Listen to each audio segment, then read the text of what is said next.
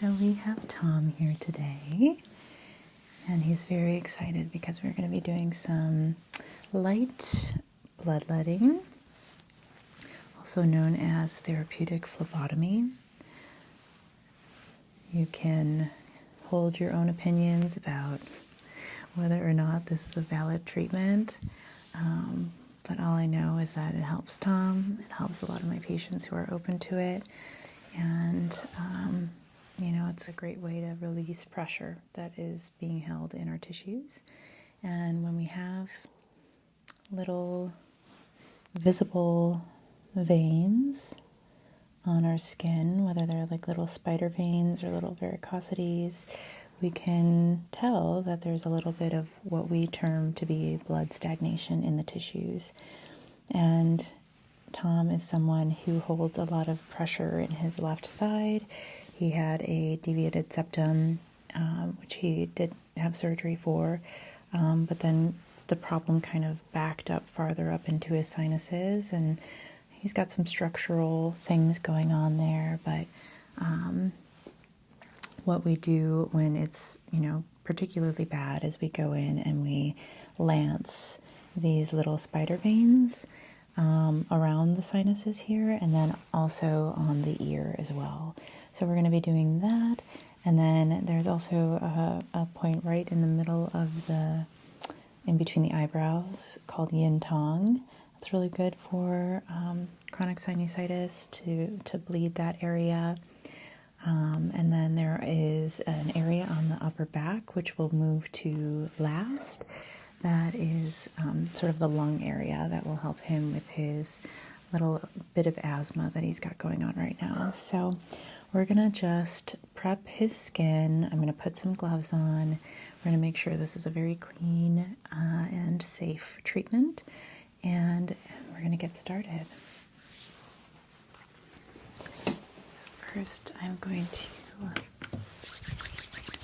use a little hand sanitizer.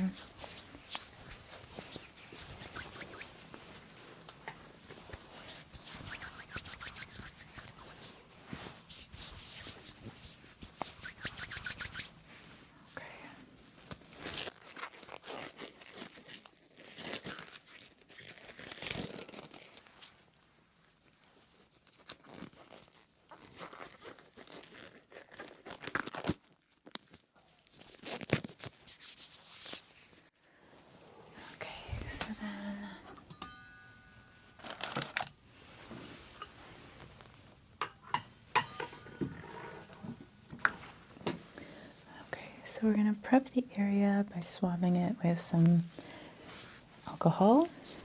And we'll have you turn.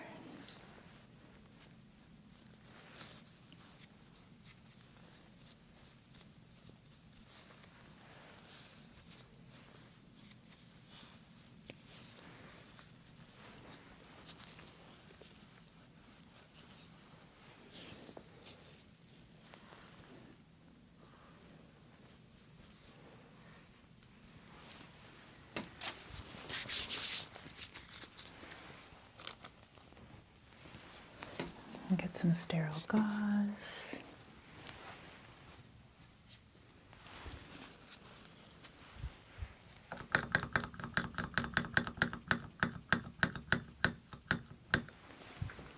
I'm going to keep some alcohol on cotton swabs handy because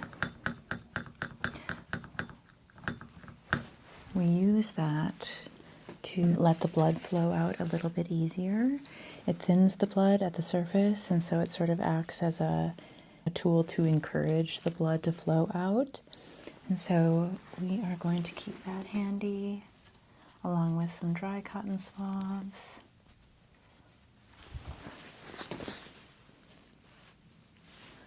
Okay. Then we have a few different sizes of lancets. These are anywhere between 28 gauge and 36 gauge. So they're very thin, and we want to make sure to only use each one once. So I don't go in and prick once and then use the same lancet to prick again. What we do is we remove the cap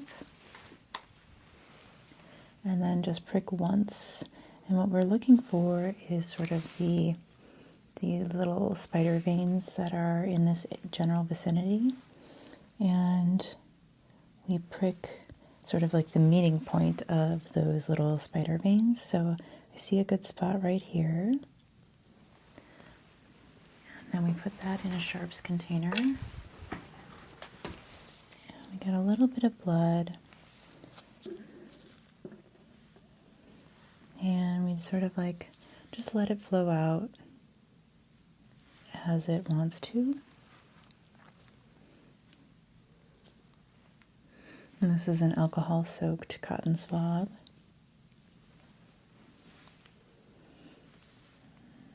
So that one wasn't too big of a gusher.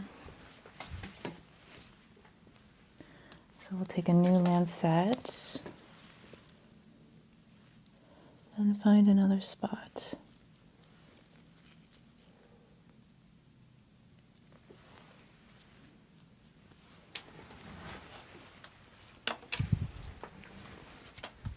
And again, we just go in gently with the alcohol swab. You can even sort of encourage the blood to flow out a little bit. His little spider veins on the nose here used to be way more pronounced. They're not so pronounced anymore, and that might be because we've been bloodletting them for a few years at this point. But those ones aren't really bleeding a whole lot, so we're going to move on to under the eye area, which is where he experiences a lot of his sinus pressure. And so we're going to go in, and this is just very surface level.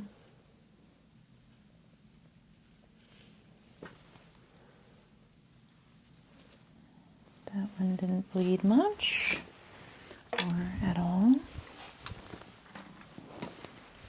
See if it bleeds if we take a little alcohol to it. Nope.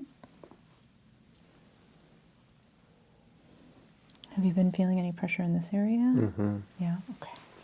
I see a little vein there I'm going to go for.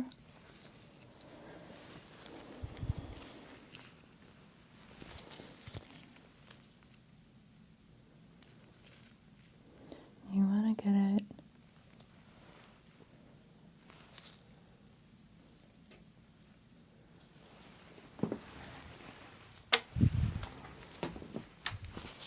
okay, so that one, we got a little bit coming out.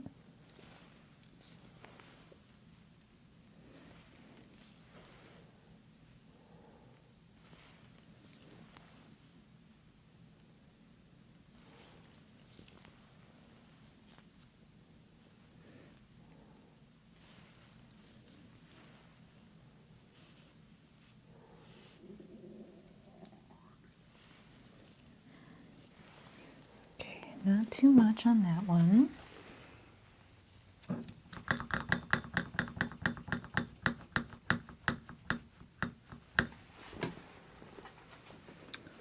Okay, you just sort of let them stop on their own. I'll sometimes, encourage blood to flow out a little bit, but then you just kind of let it stop. 5 to 10 drops is perfect. So I'm going to go to another little cluster here, and having the skin be a little wet with alcohol is just fine.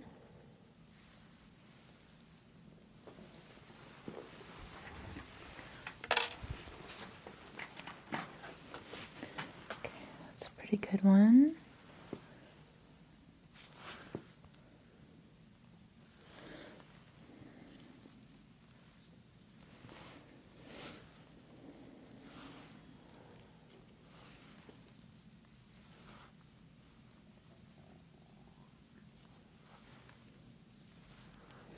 Now, Tom's tough, and we've been using these kinds of lancets for many years now. But if he were a new patient or someone who's kind of petrified of this whole process, I would use a safety lancet, which is like an auto-inject lancet that I'll show you in a few minutes. And we'll use it when we bleed the area over his lungs. And it's essentially painless. If you're a diabetic, you might know what I'm talking about. They're just single-use auto-inject lancets, and they're so comfortable. These ones aren't as comfortable, but just like anything, you get used to it.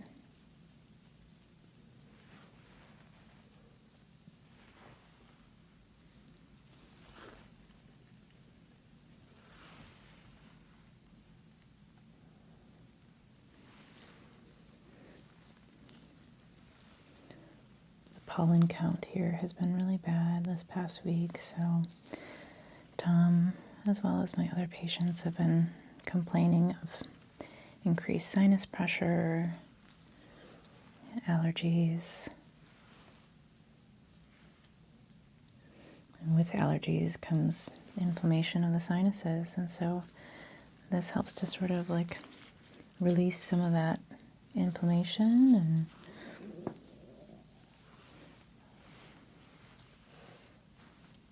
And sometimes when you bleed the face like this, you might get a teeny tiny like bruise in the area. But Tom doesn't have any photo shoots coming up, so he'll be okay. Just this. Just this. And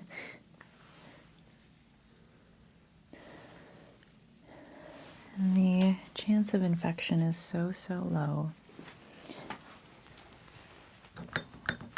Especially when the puncture hole size is so tiny. I would just always recommend to my patients to not swim in any open bodies of water in the next few days, just because you never know what kind of bacteria is lurking in there, and your pores are a little more open after acupuncture or microneedling or bloodletting. Okay, so then we'll just kind of keep an eye on that and see if it bleeds anymore, and we'll wipe away the excess in a bit. But now we're going to go ahead and bleed some areas on his ear. He's got some nice veins in the back here that will bleed, and then the ear apex is pretty much a standard go-to for so many maladies, but sinusitis and asthma being one of them. So we are going to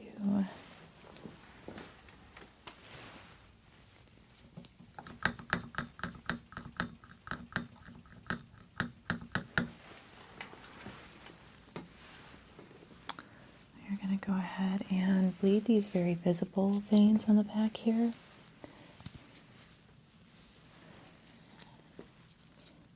And quick poke.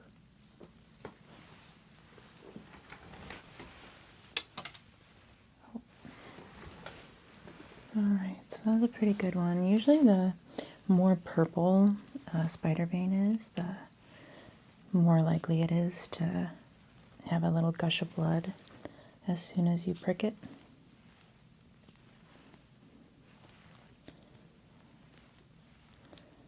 Alright.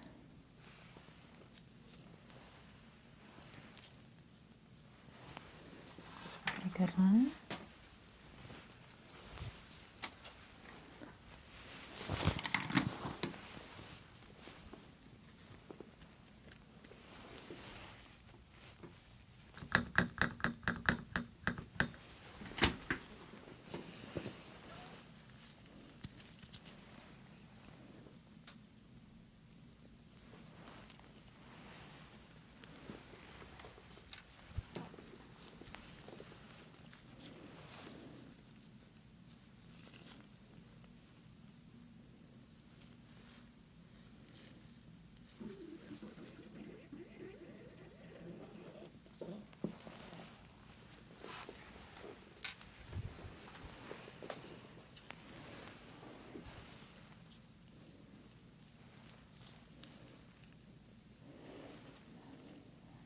So, as you notice, none of this is too crazy.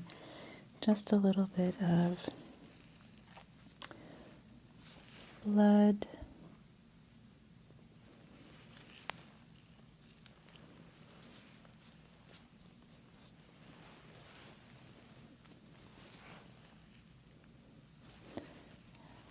It would have been good if we would have waited to ever try bloodletting on Tom, because that first time is always pretty much the most gushy. But he's had this so many times that he's pretty good right now. Although we're going to do some wet cupping on his upper back in a bit. And that will involve using sterile single-use cups. And those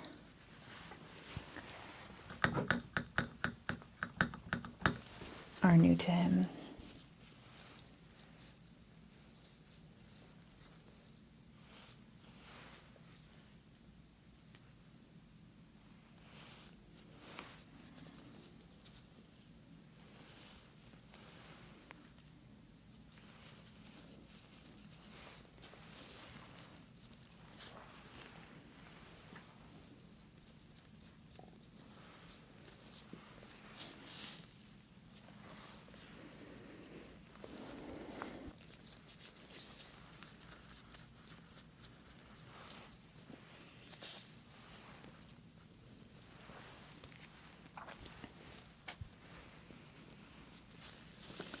Let's see, what else do we have here?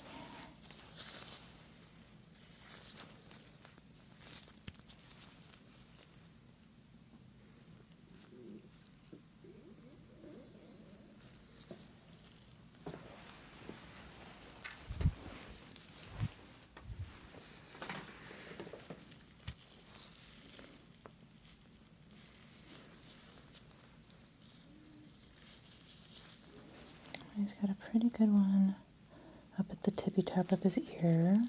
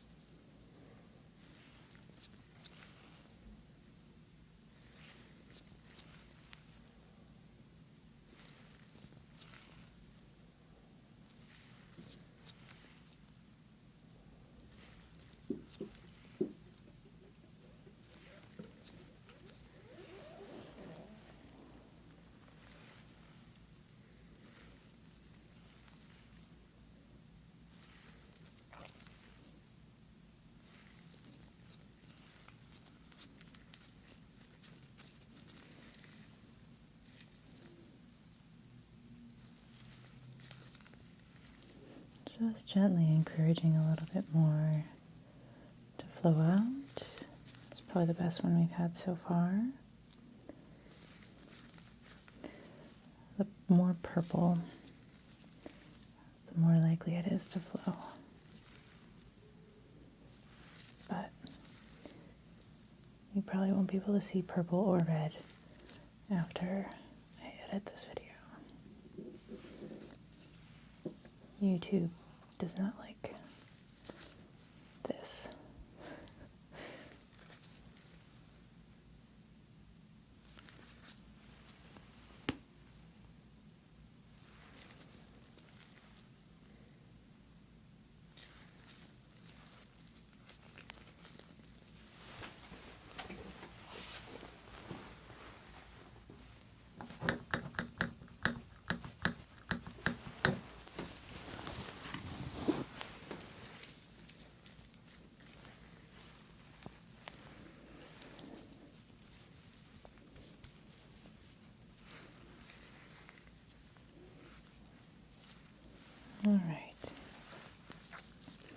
So that one is pretty much done flowing. So now we're going to go forward.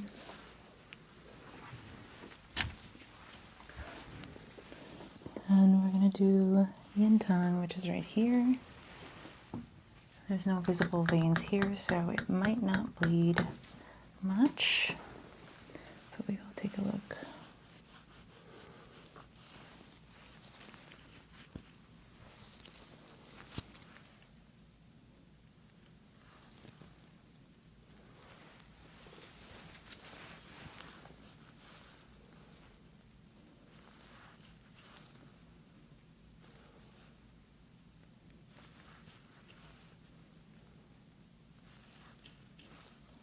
Yeah.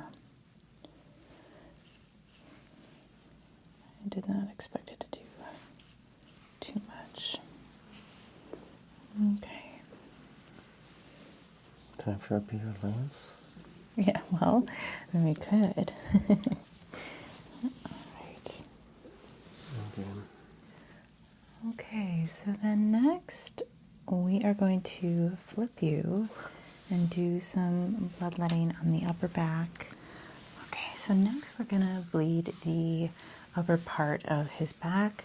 The lung area goes from like the top of the scapula and in towards the vertebrae, and then it goes kind of like along the scapula, basically like a square area that goes from here to here to here to here to here. So what we're going to do is we're going to use some disposable single-use cups. We're going to lance a few spots here. We're going to take our time and feel around for the most tender spots, and then we're going to take a lancet to those areas, make a couple of punctures, and then do some what we call wet cupping.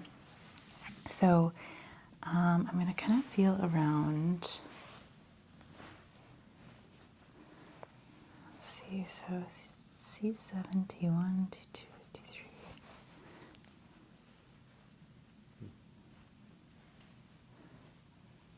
Okay, tender there. Mm-hmm. How about there? Mm-hmm. This one more so? Mm-hmm. Yeah. Okay. So that is at C7, T1, T2, T3, T4.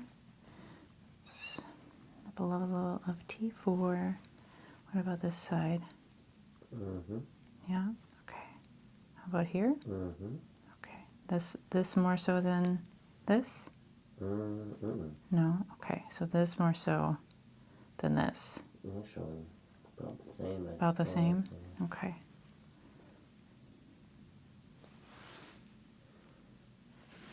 Anything in here? Mm-hmm. Yeah? Okay. This more so than these two? Mm-hmm. No? So these two? Mm-hmm. Okay. All right. How about in here? Not so much. Not so much. How about here? A little bit. Okay. Anything in here? Mm-mm. No. Okay. How about Mm-hmm. Is this more so than any of them? Mm-hmm. Okay. All right. So we could really like lance these areas and put a cup around both. How about down here? No? Okay. How about here? Mm-hmm. Yeah? Just a little. Just a little. How about here? Not so much. Not so much. Here though? Not as much as before, yeah. This is probably not as far out. I think we're doing. Is that the spot? Mm-mm. No? Mm-hmm. There? Okay. Mm-hmm. Okay. Okay, so I'm going to put on some more gloves.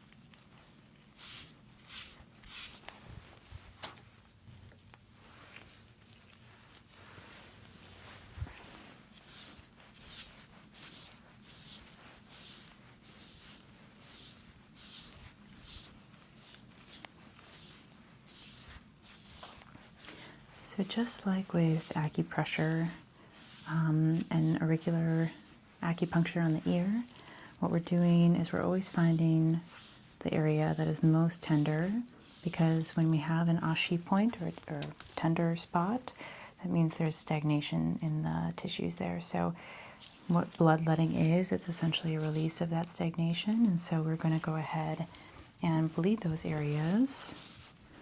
I'm going to wait until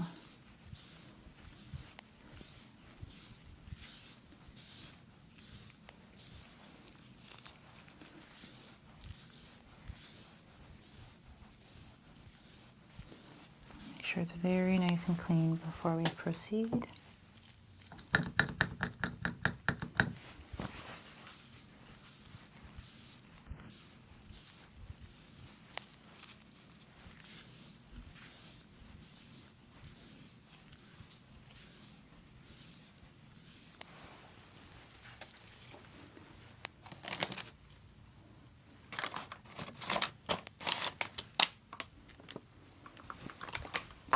So here we have 2 disposable sterile cups. So we're going to use those.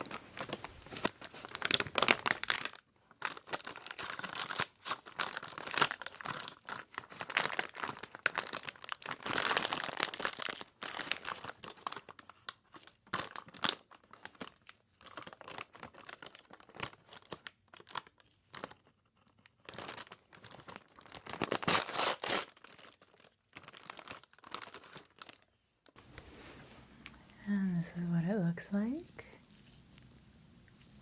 We're going to get this ready.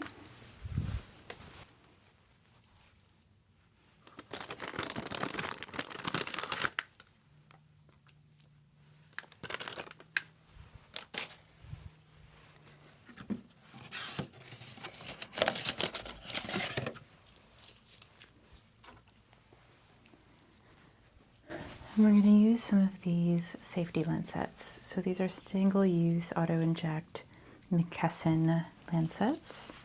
And let's see. All right. So I'm going to do a few holes right here and here. I'm just going to get these ready.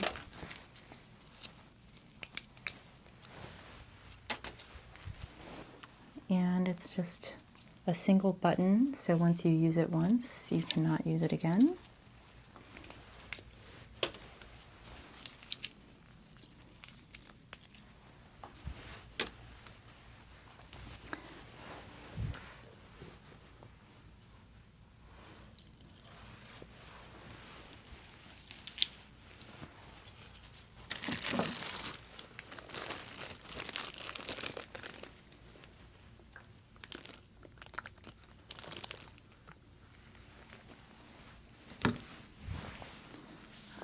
So it's nice to have a little bit of alcohol sort of on the surface once you puncture the skin, so that way blood is more likely to come out.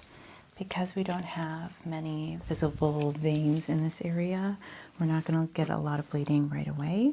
So we're just going to go ahead and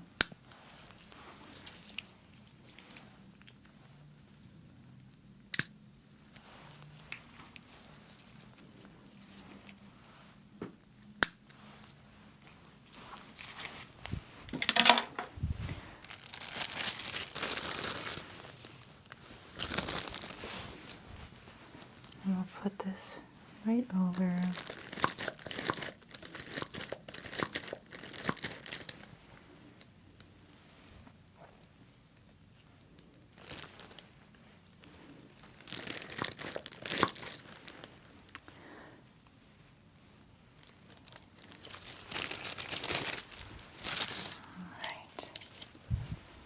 And we'll let that flow, and we'll do the other side.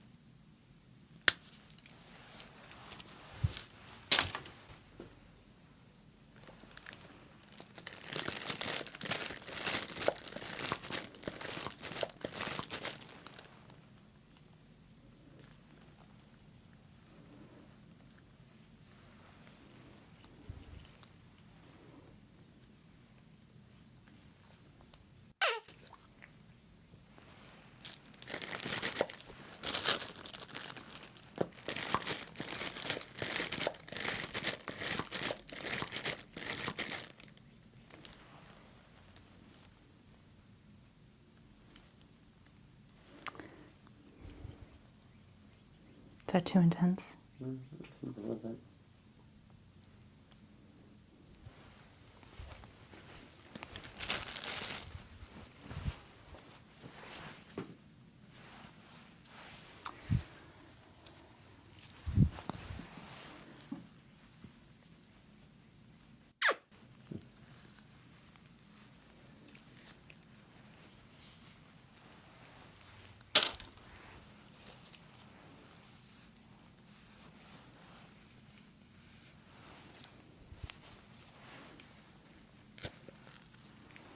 Okay, so not a ton there. There's one other strategy that I will use that I think works much better than just the lancets, and that is the plum blossom needle. So we're going to get that.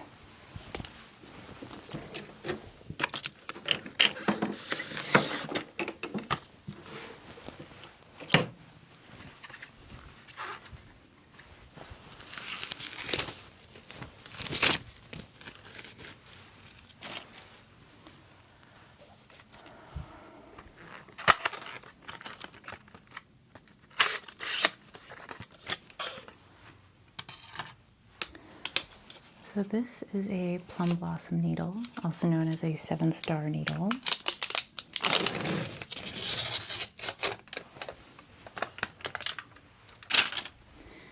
It is a 7-pointed hammer that has 7 little needles on the back and then 1 bigger needle in the front.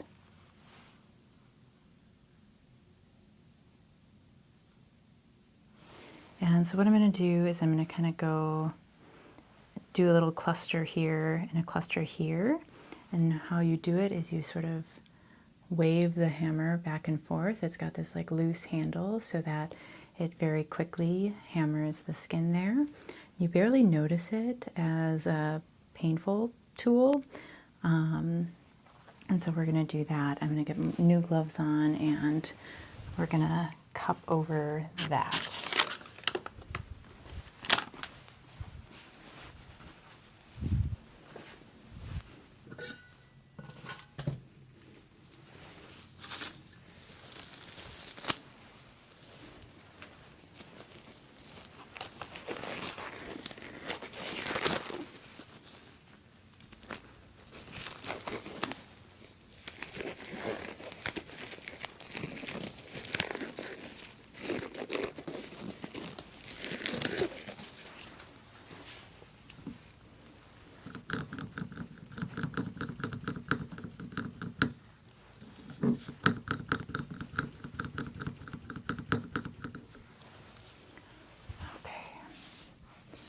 We're going to swab again.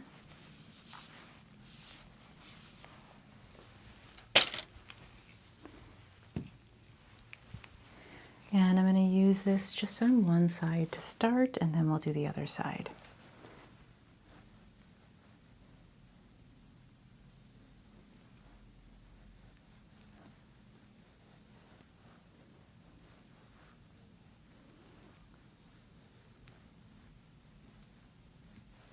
Are you more tender towards the outside here? Mm-hmm. Yeah, okay. Most tender here, here, or here? That's the last one. The last one, so down here? Okay.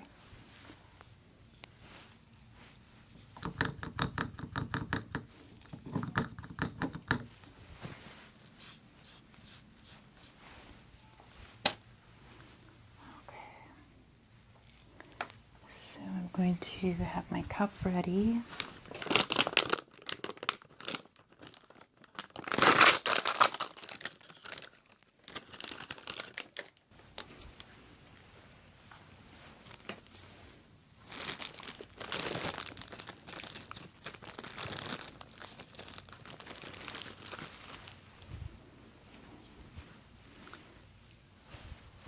And I'm just gently going to tap along this area here.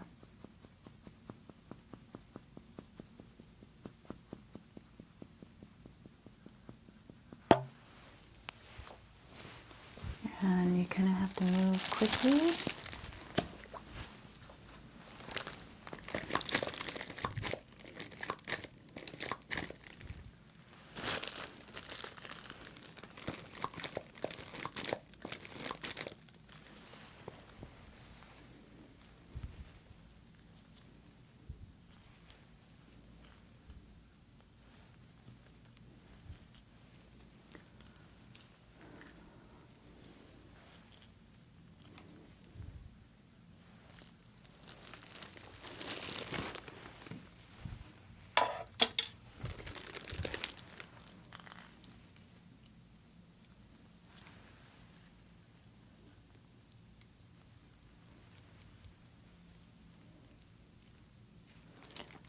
we're just not bleeding very much.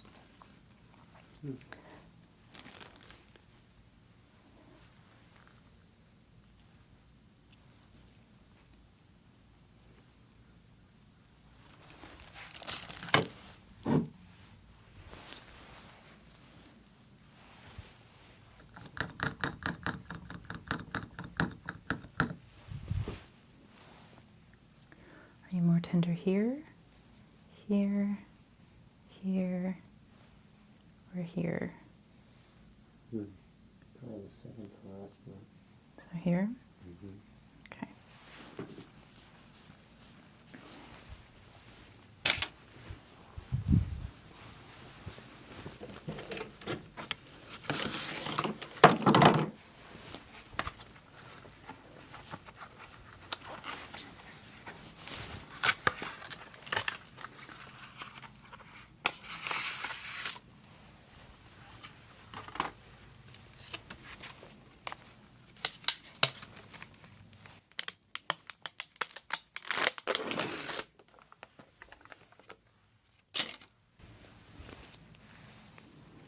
Okay, so we're gonna do another cup on this side.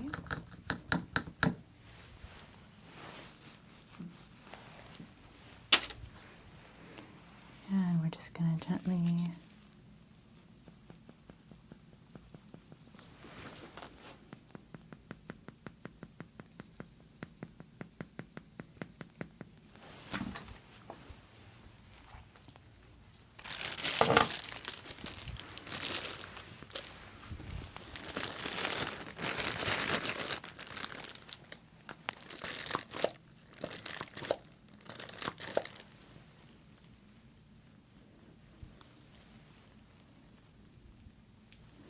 Okay, so that's a better one.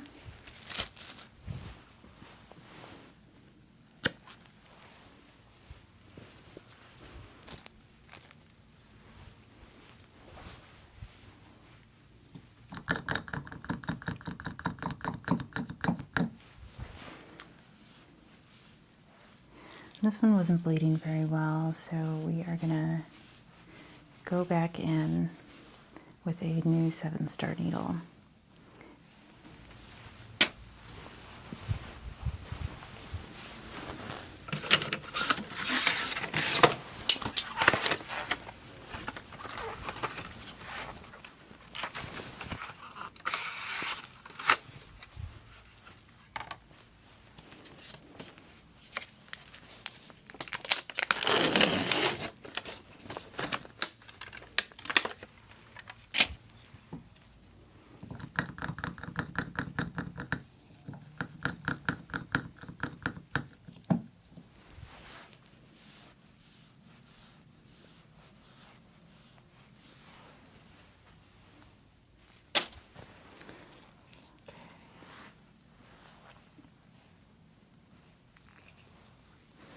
So you're going to go back in this area here.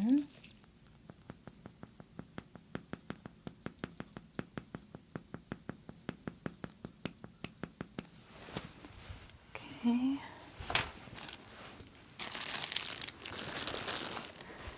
then we have a new cup.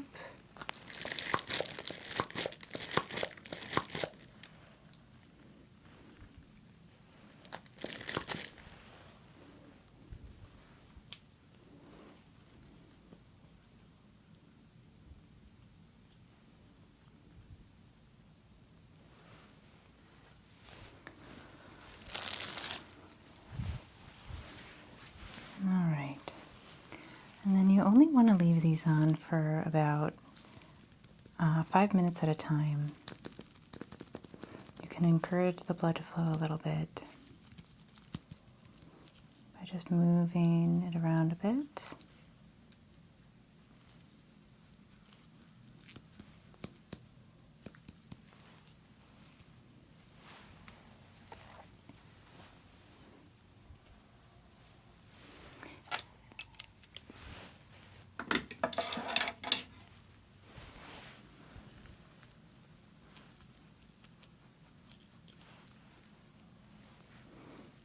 Oh, this one came undone. Oh my gosh.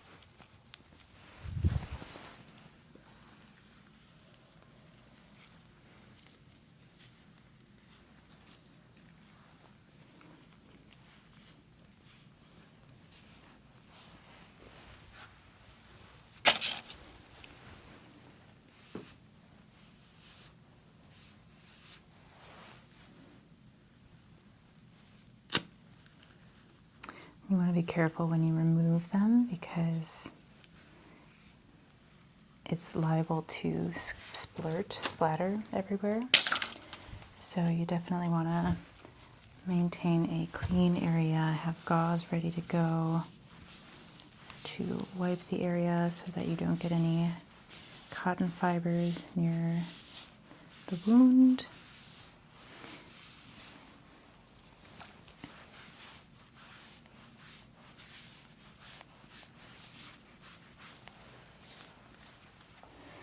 And then it really stops bleeding after you remove the cups and remove that pressure.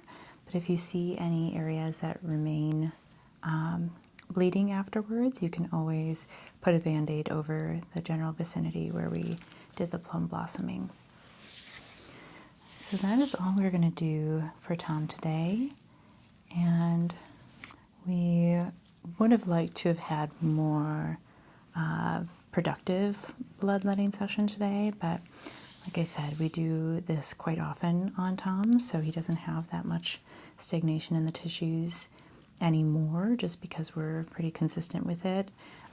Pretty much every 6 months, I would say, we do some bloodletting, which is a good amount of time to have pretty marked results from this technique. So, you know, if symptoms reemerge, then we'll hit it again. And it's okay that they didn't bleed that much. Maybe I'll try to find a volunteer who has more blood stagnation than Tom for the next bloodletting video. But we hope you found this interesting, and we will see you guys next time.